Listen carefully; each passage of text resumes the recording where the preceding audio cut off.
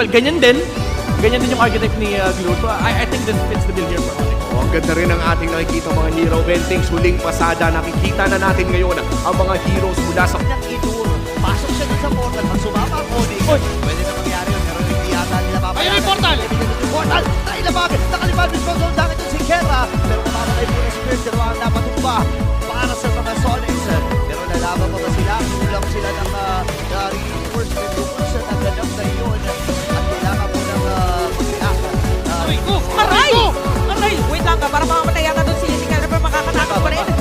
So, Aurora ngayon, parang dire-diretso lang yung ginagawa nila. And ang ganda nung ginawa ni Rene J kanina na wala na siyang pangilam sa lahat. Basta mailabas mo yung portal, kagaya na sinabi mo, Josh Kings. Basta maka-ulti yun na yun eh. And pinakamagandang ginagawa pa ni Rene J, yung pagpasok niya, kapag hindi pa enough na nandun siya kaloob, papasok at papasok pa siya sa pinakalikod.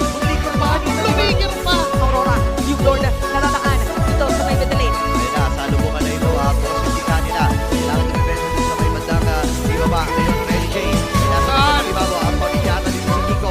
Tinawag na ang tropa. Tinawag na ang Northern Line. Aray ko ba? Nabali na ba sila? Yung oras may patagitan at Game 1. Mabilisan na para sa Aurora. Unti-unti nakikita ang liwanag ng Northern Lights. Aurora Gaming. Sila makakauna dito sa ating laban. And I must say,